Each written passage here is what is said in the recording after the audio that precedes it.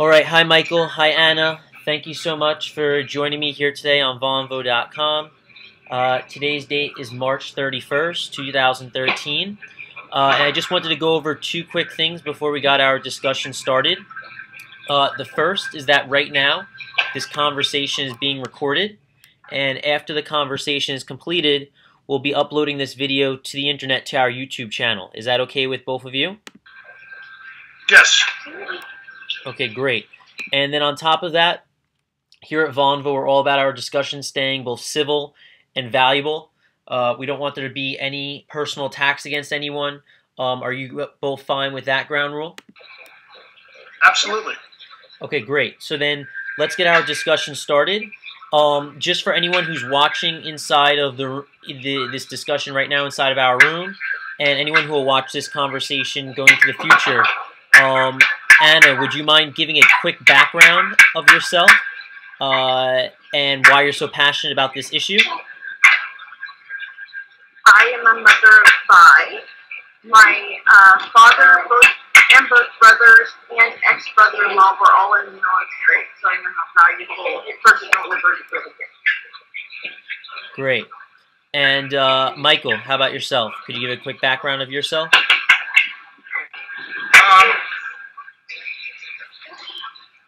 I think that probably the quickest, easiest way to give a description of me is to go with the libertarian tag. And if anybody knows anything about libertarians, you'll really find 2 of them that agree on anything. So I approach individual freedom at not quite religious levels. I think that's probably the best way Okay, great. to describe myself. Great.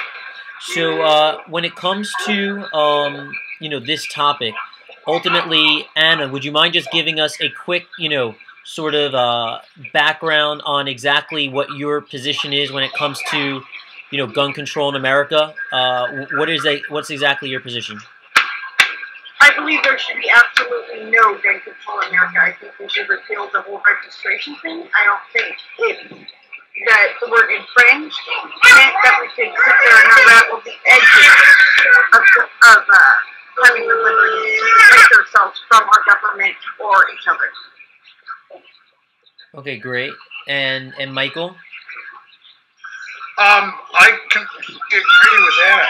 She's absolutely correct. These tools were intended by the Founding Fathers to overthrow a government should it become corrupt and not follow the will of the people. The Constitution was designed as a limit of the government, of a set of laws that they were not allowed to break. It was not a guarantee of rights for individuals. It was a limitation on government. The examples are: Congress shall make no law, shall not be infringed. These words are spoken very plainly, very honestly, and attempts to modify or curtail them or say that, well, they really didn't mean that, are lies. Shortest debate ever. I don't think it was a debate so much as an agreement. Right. So ultimately, really what it comes down to is when it comes to the current, debate that's going on inside the media, and really this topic is getting so much play. I mean, do you when you look at like the events that have taken place, the various shootings in Sandy Hook and in Aurora, all these different places, I mean, ultimately, are these gun control advocates? Do you think that do you not see any argument on their end of what they're fighting for, or are you confused what they're fighting for? Can we kind of go into that subject? Would you like to start? Yeah, Anna, you could go ahead. Personally, I believe the issue was the fact that there weren't any guns in Sandy Hook, except for one, which actually prevented it from before the police actually got there. And it was just a show of strength to have the police show up. They did nothing. They were absolutely worthless at that point in time. They weren't a help at all. And as far as other mass shootings, there's a reason why they target gun-free zones. It's not because gun-free zones are evil, but it's solely because of the fact that gun-free zones are a target. If I'm going to make a name for myself and kill as many people as possible so I'm as infamous as a gangster, the best way to do it is a gun-free zone where nobody can protect themselves.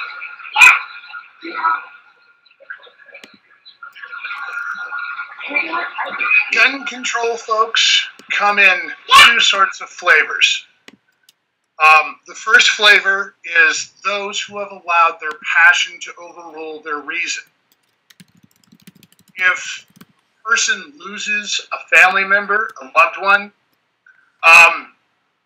the chances are that that passion is going to completely blot out any reason or logic.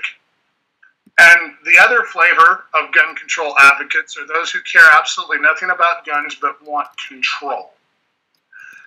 And if you look at this over the time frame since gun control really got started, which was right about Prohibition, if we go back to that time frame, guns were far more readily available. You could order firearms through your Sears catalog. There was no background check. There was nothing. And yet the crime rates were significantly lower than they are today. You can even go all the way back to the quote Wild West, where everyone carried a gun on them, loaded all the time. And despite popular thoughts to the contrary, the Wild West really wasn't that wild. Its crime rates were almost non-existent. I mean, you had a few really bad cases in Dodge City and, you know, some of the mining towns and whatnot, but that was much more of a case of complete lawlessness than it had anything to do with any one issue. And you fast forward to today, where guns are significantly less available. You have to go through a background check to buy one. And we see a much higher crime rate.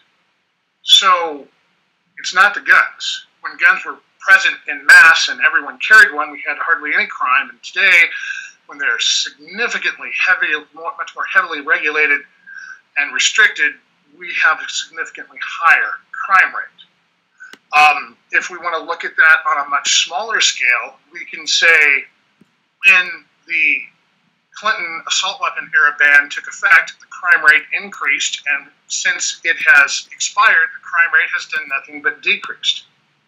So we know it has nothing to do with reducing crime. Whenever somebody says that, they're lying. We have tons of historical evidence going back to Prohibition, back to the Wild West, right?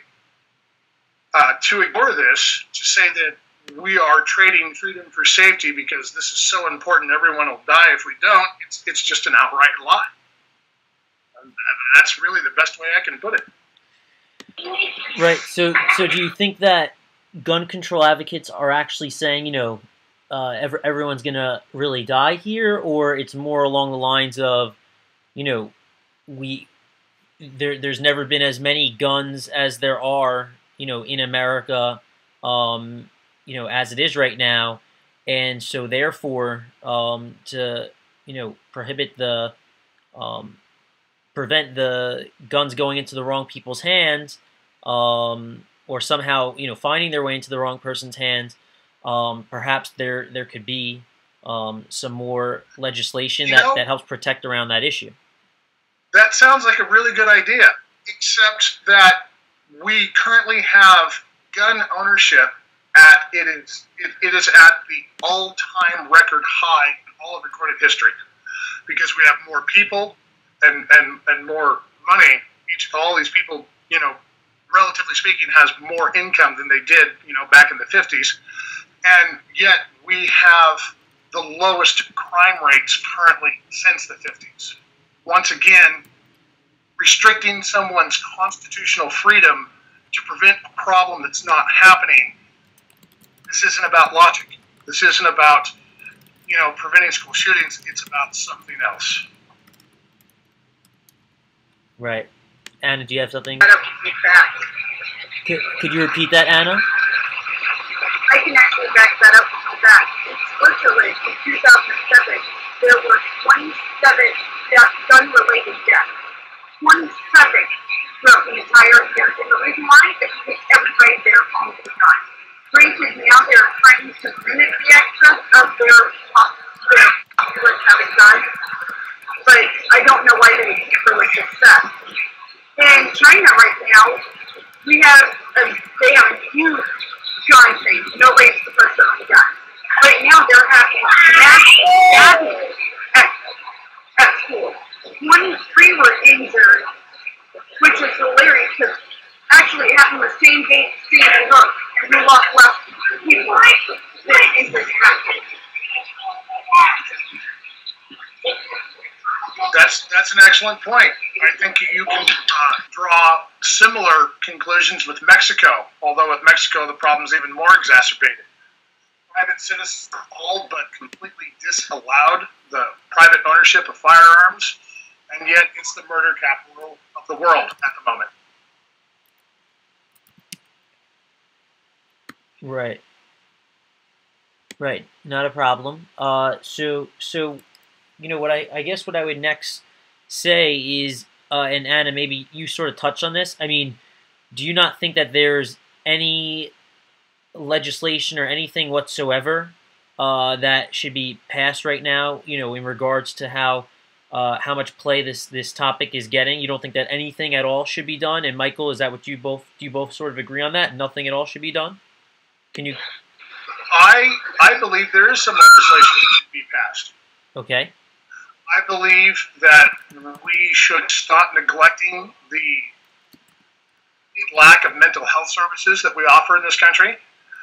Every single mass shooting that has taken place since the advent of psychotropic drugs, every single one of them has been on a prescription for one or more psychotropic drugs. The other thing we should do is modify the 1938 Firearms Act to remove certain items from the Class 3 list. There's absolutely no reason that silencers need to be a restricted item. In Europe, every single person, well, I should say in Europe, every single rich person who can afford to pay for the privilege of hunting is required to do so with a silencer. The other thing we should do is completely get rid of the Gun-Free School Zones Act. We know without a doubt that all it does is create a victim disarmament zone where somebody can try and rack up the next high score. Above and beyond that, we should allow educators who wish to arm themselves the ability to get a CCW permit and take that gun to school. Everything in the world that people are serious about protecting is protected by men with guns. There's no exception to that anyway. The other thing we should do, legislation-wise, is a national Carrying Concealed Weapons Permit Reciprocity Act. That is just like every state in the union has to honor my California driver's license, everyone should honor my carrying concealed permit. Anna, what are your thoughts on some of Michael's suggestions here? I agree with a lot of them, except for I don't think we should have carrying concealed permits. We are asking the government to please allow us to have the right to our Second Amendment. It should not happen. We should not even have to go through the process. I agree that if you need a permit to exercise a right, it is not a right. The only reason I say national reciprocity for carrying concealed permits, that's operating under the assumption that open, loaded carry is legal in all 50 states, which, unfortunately, that's not the case. Right.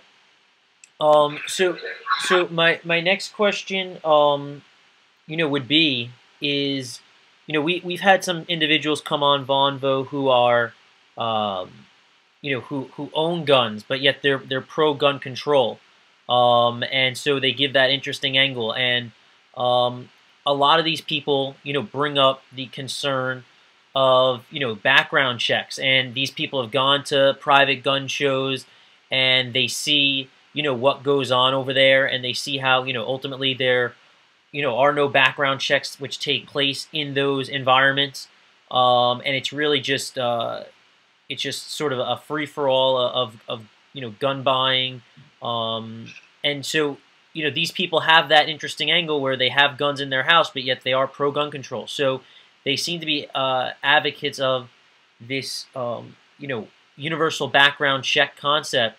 What are your guys' thoughts on that? I guess Anna, you can start if you'd like. I think the there is people with guns that are about gun control are about other people not having weapons. Anna, quickly. Anna, do you hear me? There's I know you have headphones in. I don't know exactly what it is, but could you just raise your volume if you put your mouse over your face, and there'll be a little microphone icon. Could you raise your volume over there?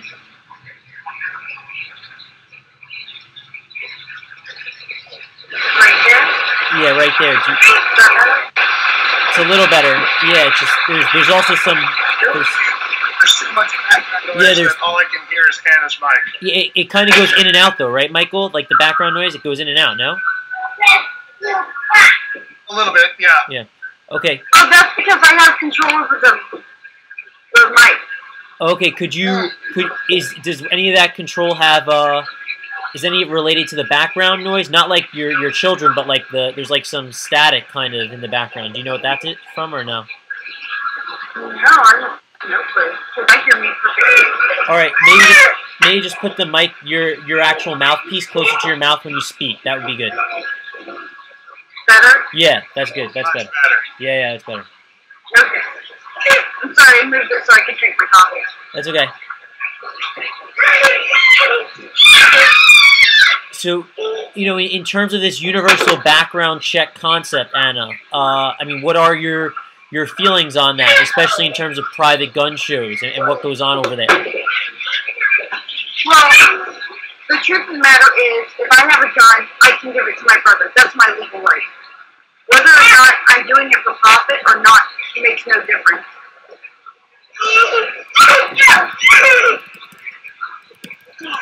I'm glad Michael, you brought up this topic.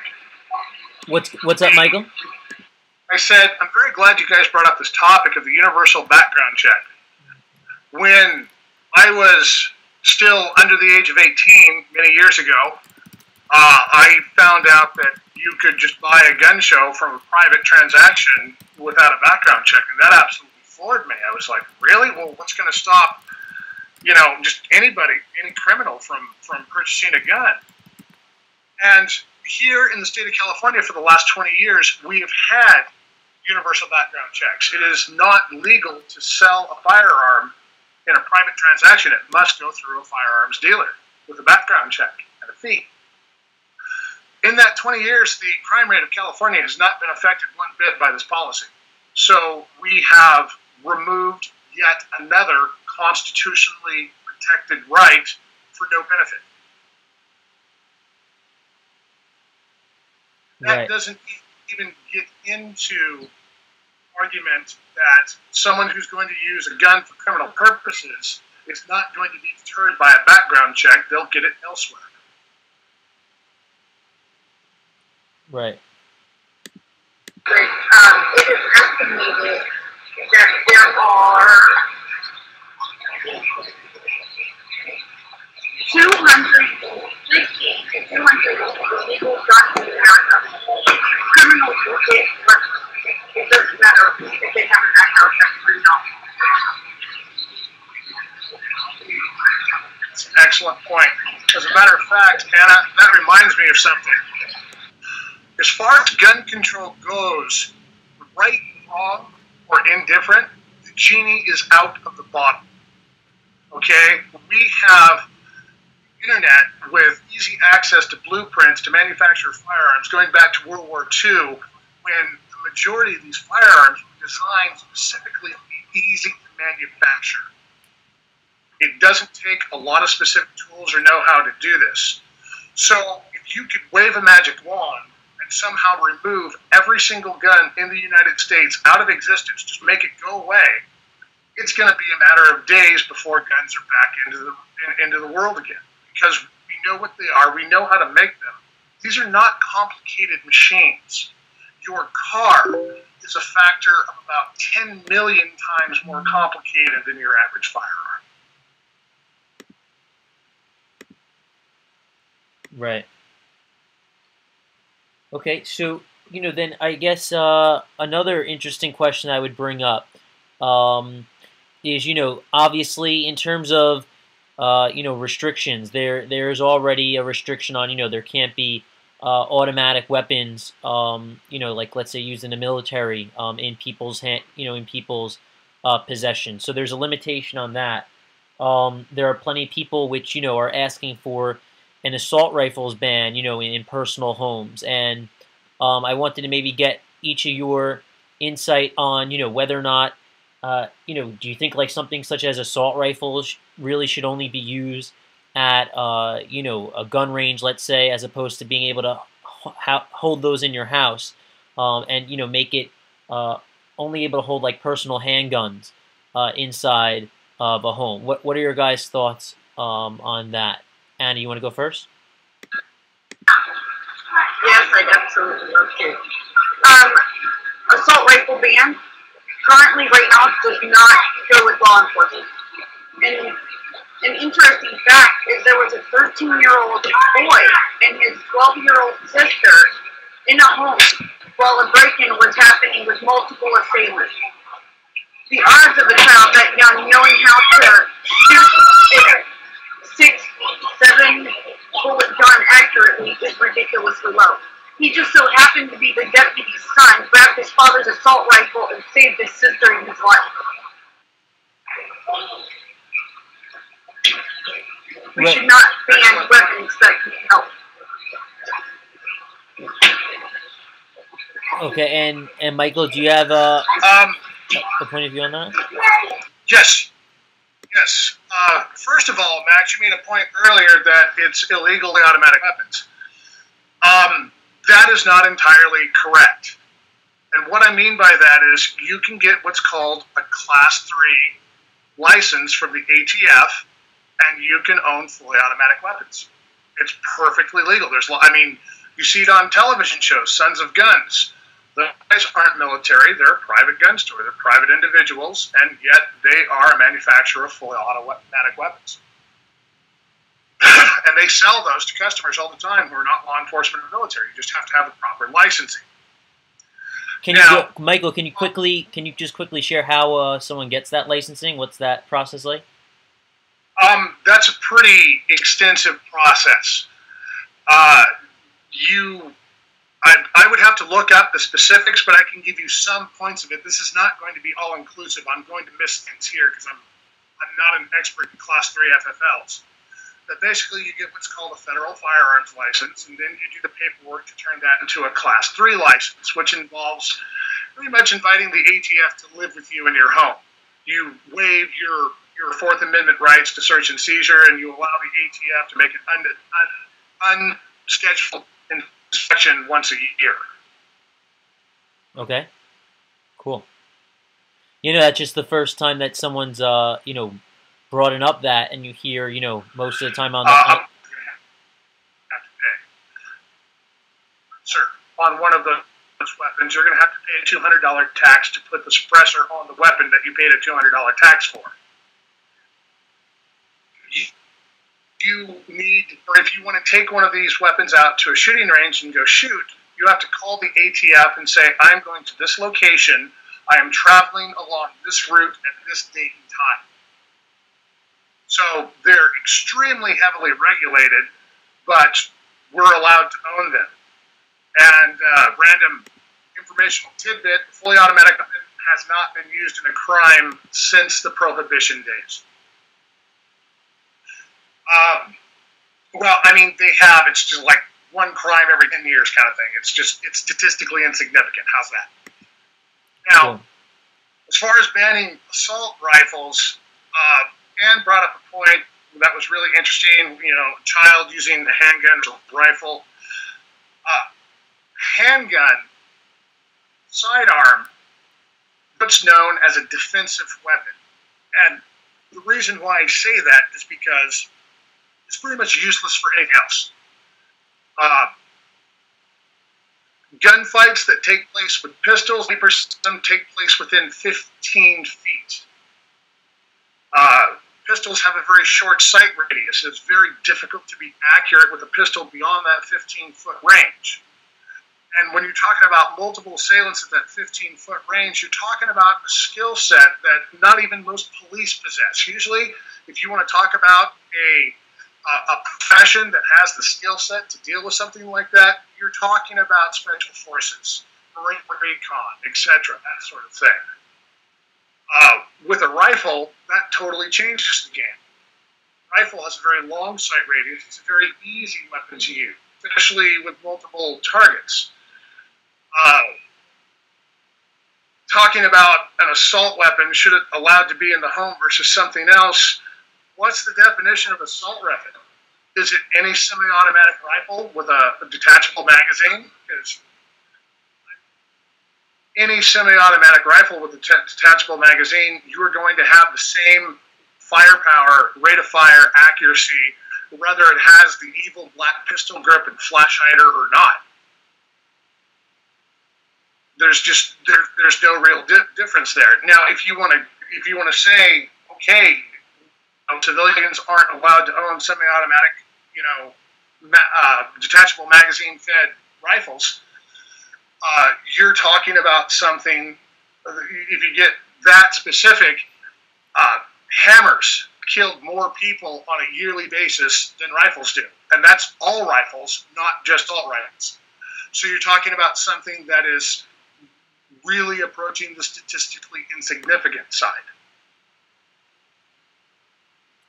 Right. So, I think what I want to do maybe now is talk about a specific topic that is probably difficult to really answer in one sitting, but would be good to, sort of try and get your guys' opinions on and try and dig it deep into it. What I was going to say is, so there's this idea that, we have an urban gun control problem, and then at the same time, there's a rural gun control problem. But yet, a lot of people will come on Vonvo and talk about how, there's not a one-size-fit-all solution. And so I really wanted to get your guys, take on, I think both of you are in California, right? Or where are you, Anna, again? I forget. I live in Florida. Okay. So the idea is just, how do you guys sort of distinguish between the urban gun control problem and the rural gun control problem, and how do you guys think the government should be trying to tackle that issue, or do you think it's a non-issue at all? I mean, do you think that there's any distinguishing that should take place between that? And Anna, you could go first. Well, I think really an issue of looking at the facts. People that live in an area such as I do, where everybody pretty much can support themselves, there's nobody running around breaking into homes trying to feed their children. We don't have a real gun control problem here. I can even speak at Kansas, where there were countless shootings. Well, the problem there was you had people that were trying to feed their families. And that seems to be more of an economic issue to me than a gun control issue. Right. How about you, Anna? Mike? I think you're very close to the mark there. You've got a really chunk of the issue. If we look at gun control statistics, gun crime, we get this big number, like 40,000 deaths a year due to guns. And that sounds really horrible. But if you break this down, and bear with me a moment, this will become relevant to urban versus metropolitan. When you break those numbers down, if you remove all of the suicides by gun out of that number, now you're left with something that was about half as big as it. We know that taking guns away from people will have absolutely zero effect on the suicide rate. Leading suicide experts are all in agreement that if you take away one method, people will just use another. To give a really good example of this, private firearm ownership in Japan is all but completely prohibited, and yet they have one of the highest suicide rates in the world. So we can safely take the suicide numbers out, and now that number that's left, somewhere around 20,000 a year, if we take out police killing people, police legitimately shooting people in the course of their duty, right? That is, the police are defending themselves from, a bank robber that was trying to shoot their way out of the bank or something like that. Well, that number gets cut in half yet again. So now we're down to about 10,000 deaths a year. Look at those 10,000 deaths a year, and if we were to say, let's only look at the numbers that are gang members killing each other, now all of a sudden that number dwindles by 90%. 90% of the gun crimes that aren't police, or 90% of the gun deaths that aren't police killing suspects or people killing themselves with guns are gang members killing other members. This has nothing to do with guns. They're going to kill themselves with whatever's available. Anna, do you have a follow-up on that, or? Actually, I can quote the numbers from 2011. 1,700 were killed by knives, 500 by hammers, bats, or clubs, 728 killed by bare hands, and only 323 killed by rifles. That's not just assault rifles, that's just rifles. So, we've learned by just the fact that gun control has really stopped anything. The fact of the matter is, the stated goal of gun control is to prevent the wrong kinds of people from having guns so they won't hurt other people. A gun is an inanimate object. It is a lump of metal and plastic. It is the will of the person holding it that commits the crime. A lot of people say, well, if they don't have guns, then the body count will be a lot less, and that's not true. The very first mass killing in recorded U.S. history used explosives, and it beat everybody up until the Oklahoma City bomber. His death toll was the highest, and he didn't use a gun either. He used explosives. Everybody's concerned about this gun thing and school shootings. How much higher would the death toll have been at a school shooting if instead of using a firearm, they had it till lunchtime when all the kids were out on the playground and drove a truck through the playground? It would have been at least twice as many. I mean, there's a lot of speculation here, but you can see the potential for lethality is significantly higher with a truck than with any firearm that you can legally possess in the U.S. You've got to get into stuff like grenade launchers before you're going to beat a vehicle in killing people in a confined area. Right. Go ahead, Anna, if you had something to say. No, I completely agree with that. If you take guns out of the equation, China has driven, they will find another way, and there will still be mass killing. Right. So what I was going to say next is, what I was going to bring up next is, what are your guys' takes on gun control advocates who, will bring up the idea that, the Second Amendment was obviously written, in 1776. Clearly, the country has evolved significantly since then, both in terms of much larger population. It's impossible to continue naming everything that's changed, but obviously it's changed dramatically. So, in terms of the Constitution evolving to fit today's times, I mean, what do you think about that concept that therefore the Constitution should evolve in terms of the Second Amendment? Like, it can still exist, and no one's saying let's take away all your guns. And I know that's one of the scares that pro-gun control, gun rights individuals will have. But if it's not about taking away your guns, and it's more so about, you know, having the Constitution evolve to fit today's times and provide those people who are concerned with some more closure, and if they think that'll be a little bit safer of an environment, you know, let's allow for it. What do you guys think about that concept? Anna, you want to go first? I completely agree with them. The Constitution is written out pages. It should, if there's a bear arms, they have the capability to protect yourself by any means necessary. You want to own a freaking grenade launcher? To me, that's perfectly okay. Protect yourself, protect your family, the way you know. What? I have a question. Yeah. When you say it's time for the Constitution to evolve, do you mean that the Constitution can mean whatever our politicians say it means, or do you mean a change in the Constitution brought out by a Democratic vote of 2/3 majority?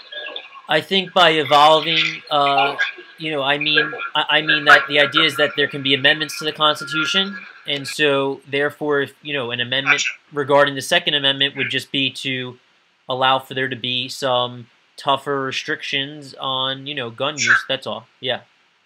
Sure. Okay. Well, one, feel free to change the Constitution. Good luck with getting a 2/3 majority on that. Not in my lifetime. I don't see that being a reality. But let's pretend it was a reality. Let's pretend that everybody got together and voted and changed this, right? And so we made some massive restrictions on the Second Amendment.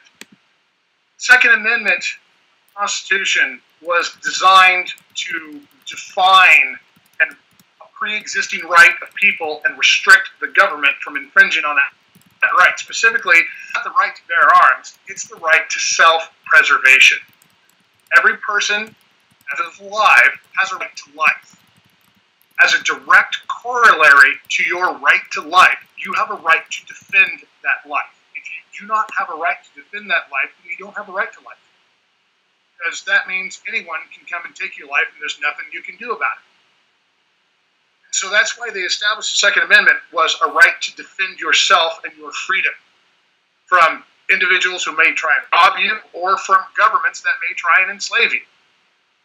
Only free people carry weapons. This has been true since the dawn of human civilization. So, if you succeed in changing the Constitution, come take them. You will start a second American Revolution. And it will be horrible. No matter what the outcome, it will be horrible.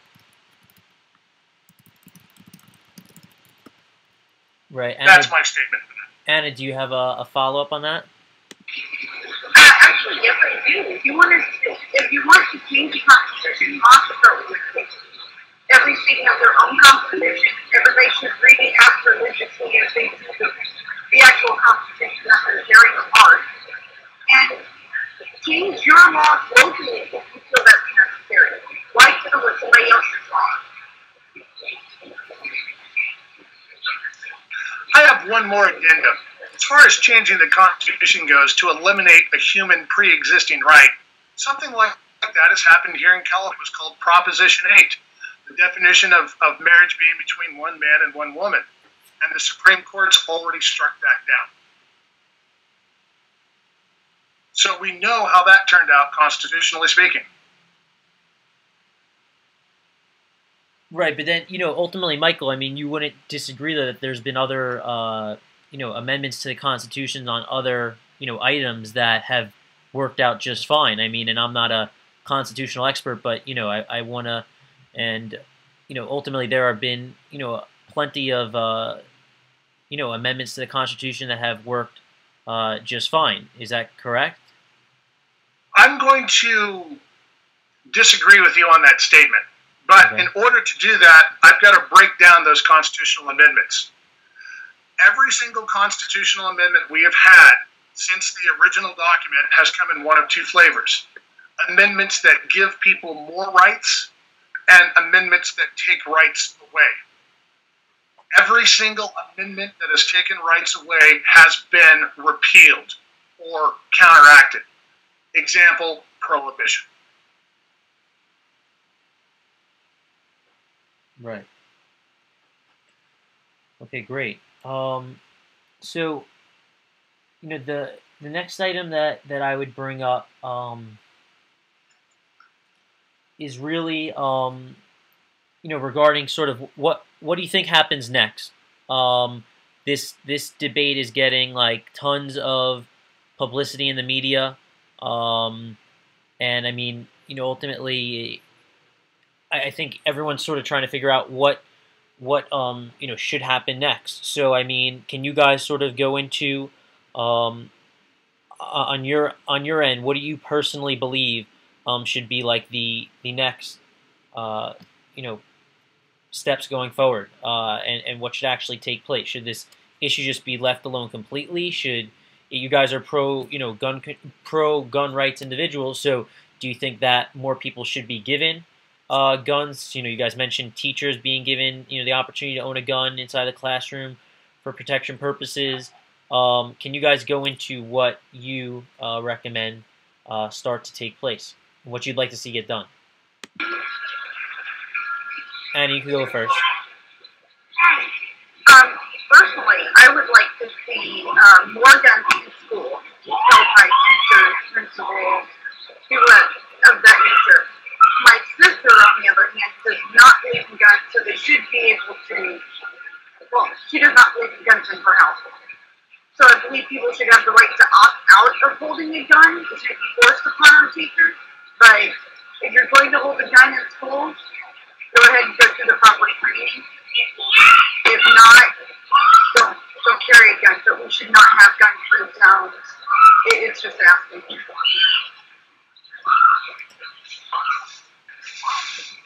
Okay, Michael?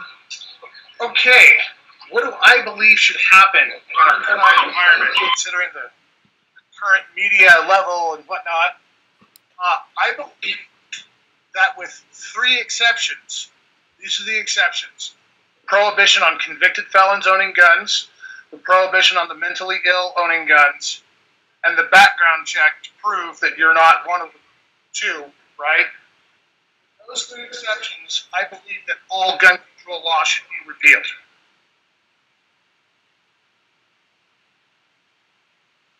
Only those 3. Those are the only 3 that have ever made a statistical difference, and those are the only ones that really have any logic or reason to them at all.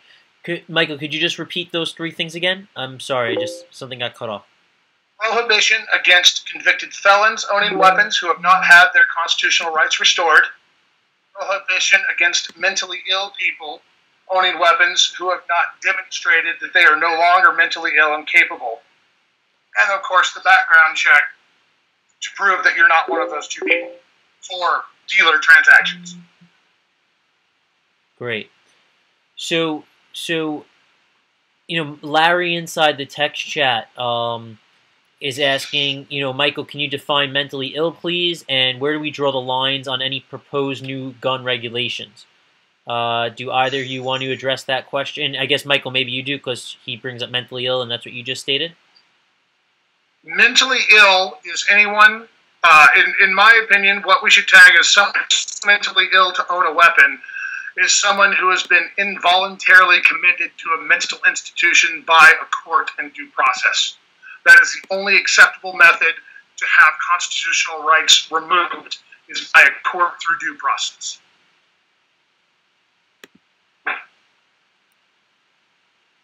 Great. And so, Anna, what do you think about Larry's question? Where do we draw the lines on any new proposed gun regulations? I mean, we've kind of been covering this, but Larry's here now, and he kind of wants to just hear maybe a direct answer to that question. How would you answer that question? I don't know where we draw the line. Because personally, I've had seizures. I'm not allowed to drive a car because I've had a seizure in the last 7 years. If we have that kind of mentality with guns, pregnant women are really unstable. We take all guns away from woman that's pregnant because statistically pregnant women are most stable. How long do we keep the guns from them? So the person that they're not going through the baby with? It's just like a downhill slope to me. You start regulating now, where does it stop? Right. Anyone who's not mentally stable enough to own a gun is not mentally stable enough to move freely about society on their own. Right. Maybe we mentioned that the guy at Sandy Hook was stable enough to move around on his own without supervision. Should he have been? According to a lot of people, he was perfectly fine and just napped. How do you predict something like that? How can you make legislation to keep people like that from obtaining weapons without infringing on everyone else? I don't see a ready solution there. I don't see that as viable at this time with our technology and knowledge that we have now. I will address the question of where do we draw the line on any proposed new gun regulations.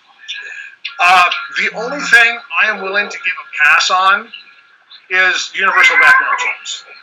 I don't see that as being a huge infringement. As long as it's not, like they're really, when you say universal background checks, there's a couple of things that we're talking about. What we've got going on here in California, where I sell my firearms to my friends, we have to go to the gun store, I give him the gun, he fills out the paperwork, we pay a $25 fee, 10 days later he comes and picks it up. Sure, no problem.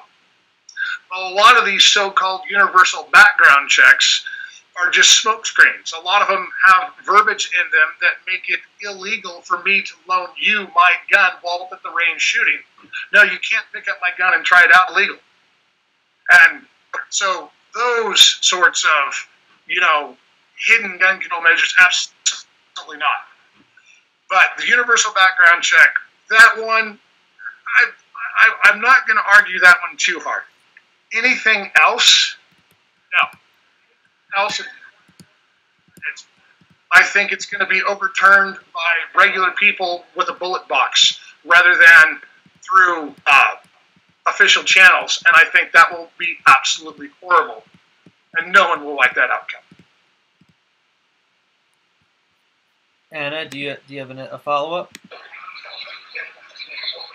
Yeah, right now we have a huge issue with our military who were given guns and trained by our government. Their guns are being taken away at every turn because they swear, hey, these guys have PTSD, they shouldn't own a gun. And then, for example, like what recently happened was two veterans went to a gun range. They got along the friend shoots both of them and goes home. He had nothing to do with being in our military or having PTSD. He just shot two people. But they blamed it on military.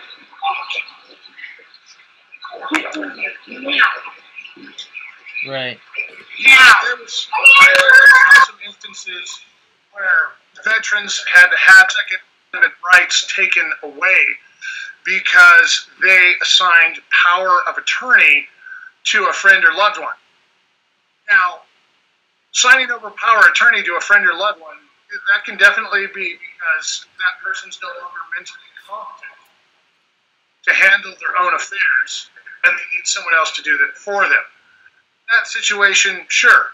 But the other situation, which is far more common, is if a soldier is being deployed to a combat zone, it's almost standard practice to give his wife or parents or someone else related to him or close to him power of attorney over his affairs while he's in a combat zone, because you can't really take time out from a firefight to go pay a Visa card, right? And that's the situation where we saw a lot of veterans getting their Second Amendment rights pulled, was simply because they signed over power of attorney to someone else while they were being deployed to a combat zone. So, yeah, that's why I say as a judge and or a court on the behalf of a recommendation from a competent psychologist, probably more than one, only if someone is involuntarily committed through due process do I believe they should be prohibited from owning a gun. Because saying any sort of mental illness is prohibition is like saying, well, you have a cold this week. You can't own a gun because you have a cold. Yeah, I'll get over my cold. Oh, I'm depressed. I will get over my depression. If I don't, if it gets to the point where it's so bad that a judge orders me to involuntary commitment, then that's something different. But apart from that ultimate level, then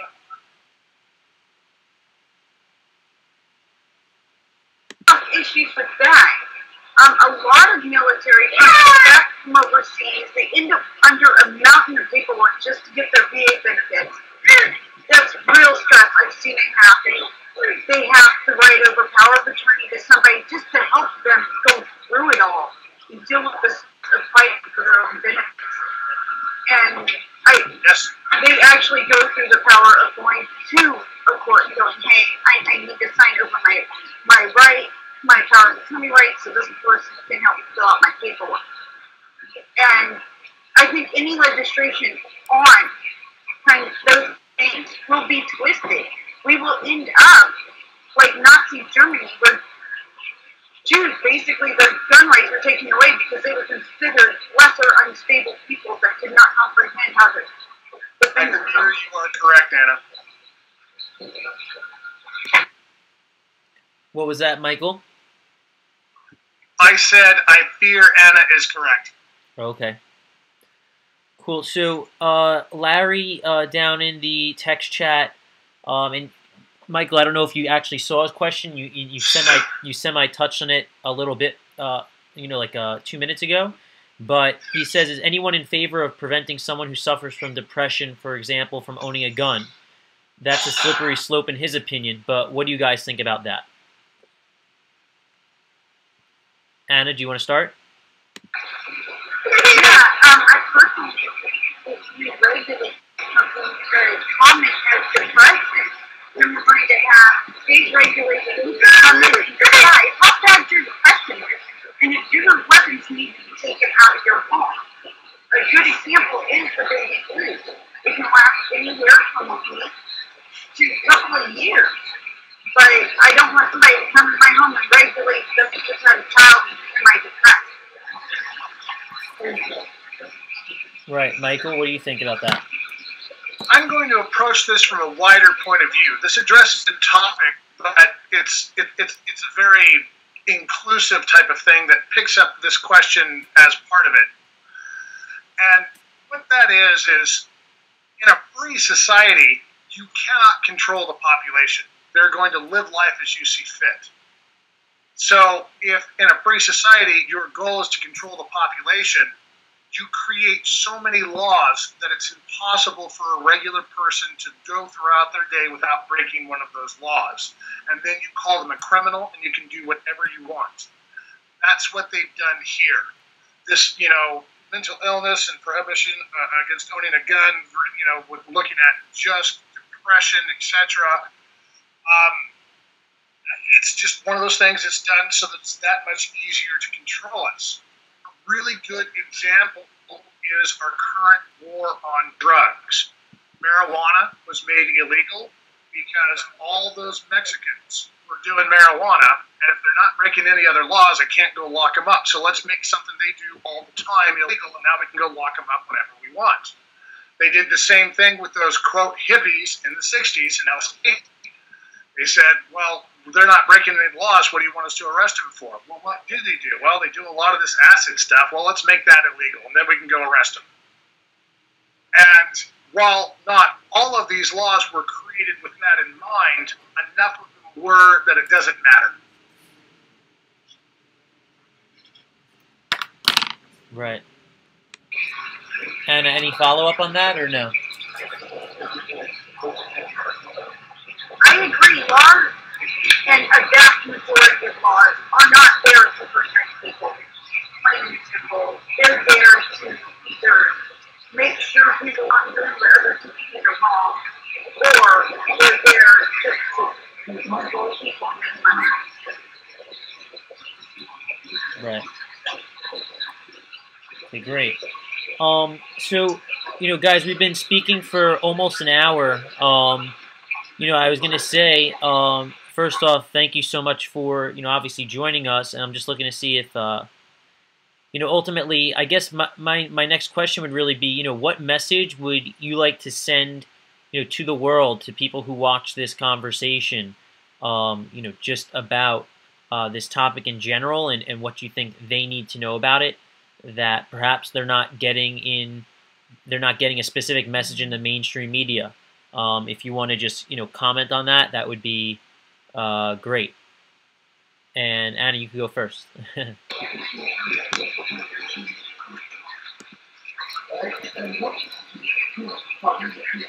don't think she heard you. Anna, do you hear me? Can you say something? Because I don't think I hear you. I'm sorry. I have to go to my brother was in. Oh, it's okay. It's okay. So, My brother and gave me his opinion, which is my opinion, which I agree with. that's okay.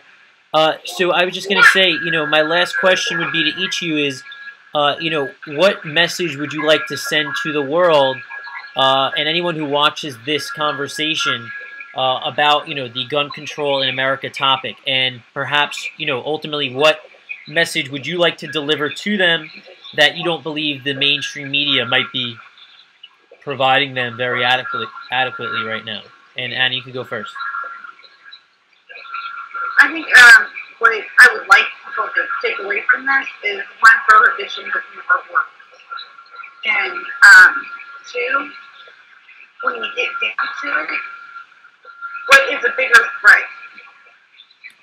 Some guy that forgot to take his pills, or the U.S. government with a bunch of drones? What would you like to protect yourself from, and how are you going to do it? Baseball bat is not taking out drones. And Michael? I would like people to take away from this that only free people bear arms, and that if free people are not allowed to bear arms in whatever location that they have a legal right to be, then we're not as free as we think. Great. All right. Thank you so much for that. So, what I was going to say, guys, is thank you so much for, joining me here today. We definitely would love to have you back, and it was, a pleasure having you. And, we're looking to obviously provide more coverage for this topic and, give average individuals, a different perspective from the mainstream media and give, real American perspective. So, it was great having you, and thank you so much for your time. Thank you very much. Great, no problem. Thank you so much, and we'll definitely be in touch, all right? Excellent. Thank you guys. All right, have a good day. Talk to you later. Bye.